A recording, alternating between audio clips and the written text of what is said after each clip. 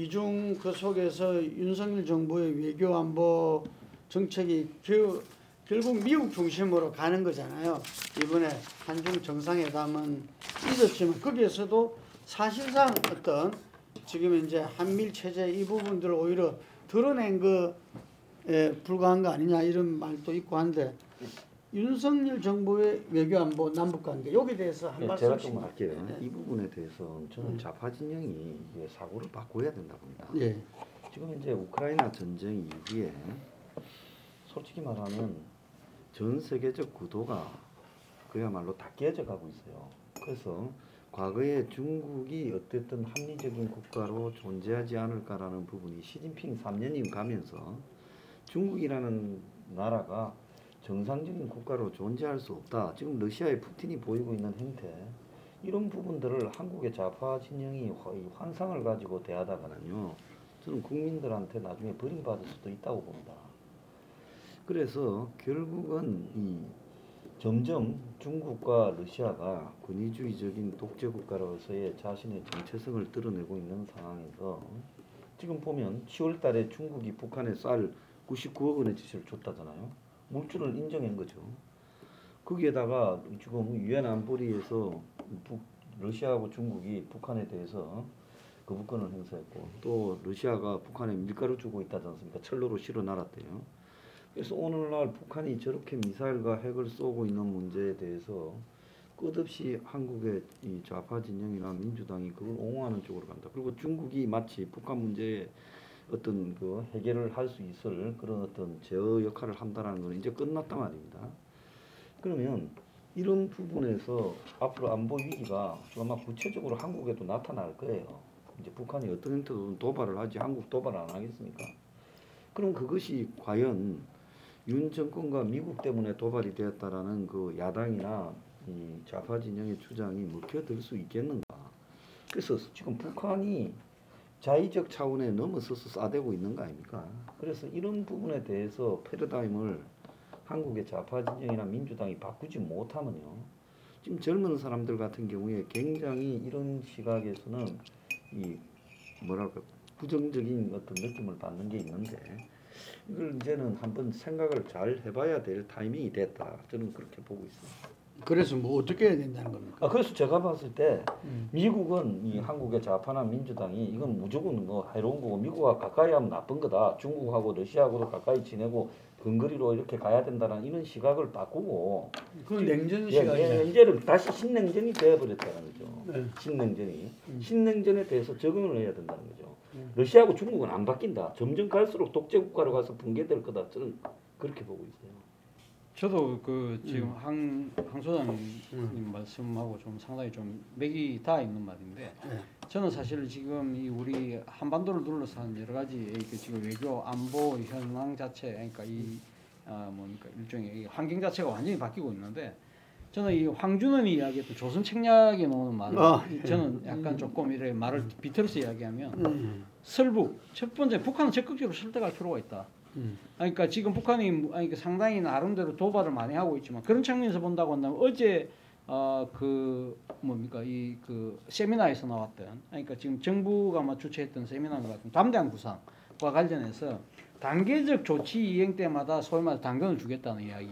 저는 그건 상당히 북한을 설득하는 데 상당히 저는 효과적인 저는 방안이라고 봐요. 예를 들면 지금 어제 뭐라고 이야기하면 초기 조치를 먼저 하면 이 자원과 식량을 교환하고 민생을 개선할 수 있는 시군 사업을 하고 실질적인 비핵화를 하면 경제 협력을 하고 그리고 정치 군사 신뢰를 만들고 완전 비핵화를 하면 전면적 교육 투자와 북미 관계 정상을 하겠다는데 어쨌든 지금 초기 조치부터 하는 조치가 일종의 지금 북한에 대한 대북 제재를 어느 정도 조금씩 풀겠다는 거 아닙니까? 그러니까 옛날에 비핵개방 3천하고 완전히 다른 거죠. 완전히 옛날에는 완벽하게 비핵화해야만 3,000달러 만들어주고 뭐 그런 식의 그 하고는 달리 북한을 나름대로 설득할 수 있는 그런 생각을 잘 하고 있다는 생각이 들고 또 하나는 그러니까 용미입니다.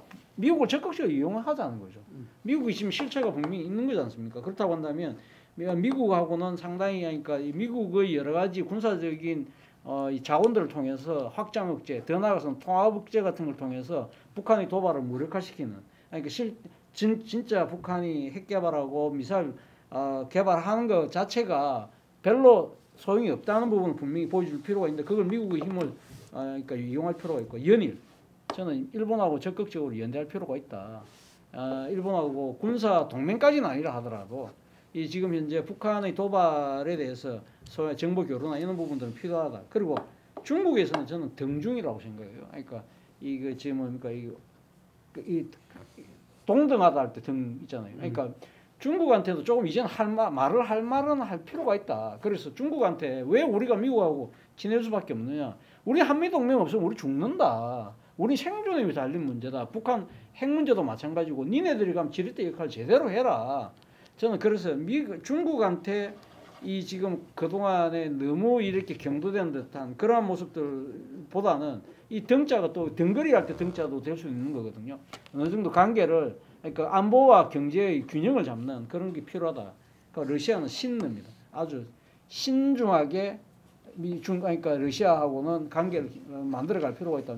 러시아가 우크라이나 침략한 부분에 대해서 비판할 걸 비판하지만 그러나 직접적인 우크라이나에 대한 무기 지원 같은 거 하지 않고 상당히 러시아를 완전히 그러니까 침묵적으로 돌리지 않도록 상황을 유지할 수 있는 그러한 외교적 노력들이 저는 필요한 것이 아닐까. 그래서 황준원의 어법을 빌려서 제가 이렇게 한번 이야기를 해봤습니다. 술북, 용미, 연일, 동중, 신너.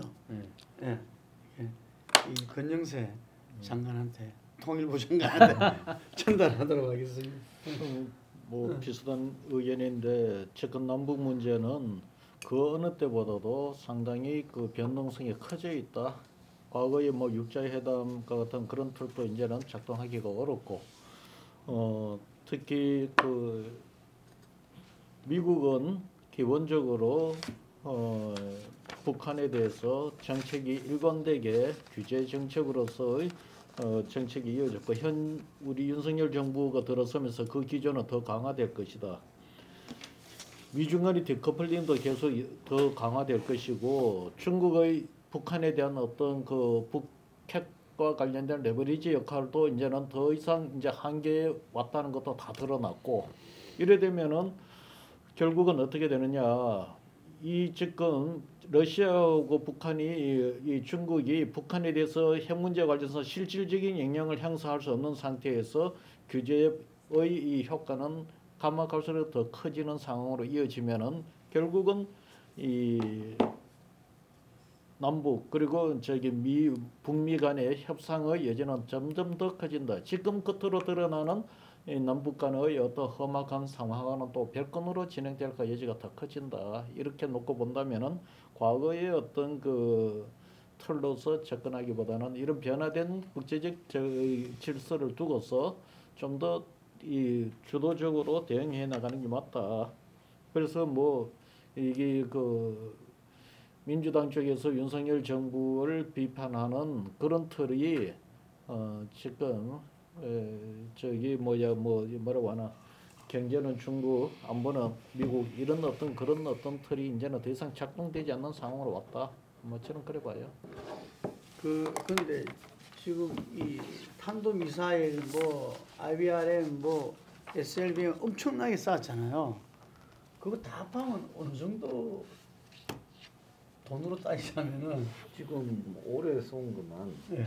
지금 볼 때 올해 지금 저기 몇 발쯤 쐈느냐고 계산해 보니까 정확하게 아직 통계는 안 나오는데 쏜 횟수는 지금 올해 그 한 50번쯤 쐈고 지금 총 발수는 한 80개쯤 쐈고 80에만 8개를 쐈어요. 그래서 총 올해 쏜 게 상식적으로 보면 한 6조 넘는 걸로 지금 나오고 있어요.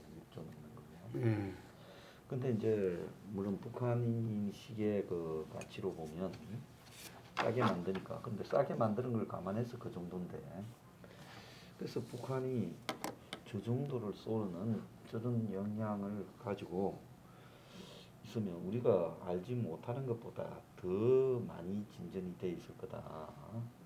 핵이. 네, 핵이. 그래서 앞으로 제가 볼 때는 국지적인 재래전을 도발하고 그 다음에 핵을 쓰는 걸로 마무리될 것 같아. 근데 트럼프가 이번에 중간 선거에서 이겼으면 북한이 기대를 갖고 그걸 늦췄을 건데 트럼프가 이제 사실상 미국에 내가 들어보니까 끝났더라고요. 끝났어요. 그러니까 북한이 초조해진 입장에서 승부수를 앞당기고 있다고 보고 있습니다. 그래도 트럼프하고는 뭔가 협상 여지가 있다고 네. 보고 이 노련한 이 바이든하고는 예 아무것도 지금 진행하지 않잖아요. 아니 그래서 아까 제가 용미를 이야기했지만 지금 바이든 행정부가 옛날 오바마가 이야기했던 전략적 인내지 않습니까? 그렇다고 하면 우리가 용미를 하는 데 있어서 미국을 적극적으로 설득할 필요가 있다. 결국은 북한이 이야기하는 건 미국과의 관계 정상화거든요. 그러니까 쉽게 그 미국의 대북적 대시 정책을 철폐하라는 건데 그렇다고 한다면 전략적 인내가 아니라 전략적 포용을 할 수 있도록 우리가 적극적으로 미국을 지금 협상장으로 끌어낼 필요가 있다. 그런 부분들도 미국의 힘을 이용하는 하나의 방법인 거죠.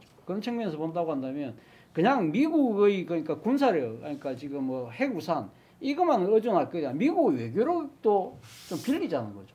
하나는 좀 우리가 참고로 해야 될 거는 러시아의 저 우크라이나 전 탈출구하고 중국의 지금 경제 위기 저런 탈출구하고 북한의 부분하고가 세계가 맞물려서 가지 저것도 또 따로 가지는 않는다는 것도.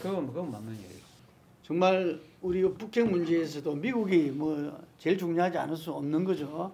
예, 그래서 항상 북핵 관계가 뭔가 실마리가 풀릴 때쯤 되면은 이 이면에는 미군의 역할, 미국의 어떤 북한과의 관계 이게 늘 이야기가 되었던 것 같아요.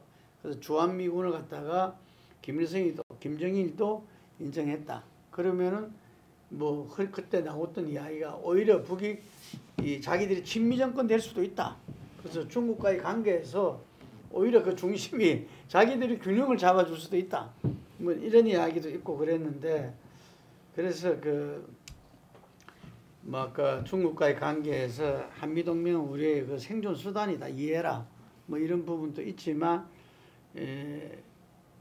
결국은 우리가 이렇게 남남 갈등 이렇게 이 내에서 어떤 국론이 분열돼서 이게 이 남북 관계나 이런 부분에서 이렇게 오히려 우리가 원치 않는 어떤 이 가정으로 가는 이것은 우리가 우리 힘으로 해낼 수 있는 부분이다 하는 생각이 들고요. 그리고 우리가 볼 때 김태호 지금 안보실 1차장. 안보실 1차장이죠.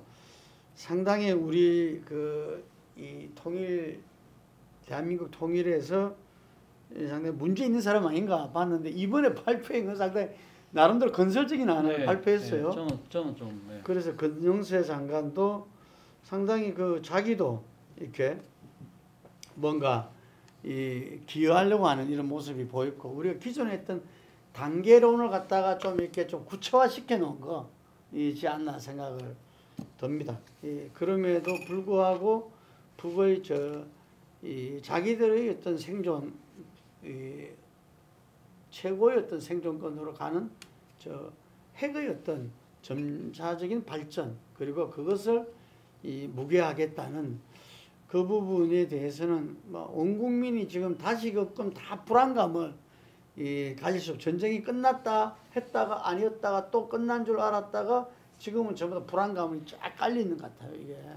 그래서 이 부분이 윤석열 대통령이 담대한 구상을 내놓고 한다면은 정말 이거 하나라도 제대로 한다면은 역사에 의미 있는 대통령이 되지 않을까 싶습니다. 오늘 폴리뉴스 11월 전국 자담회 여기까지 하겠습니다. 감사합니다.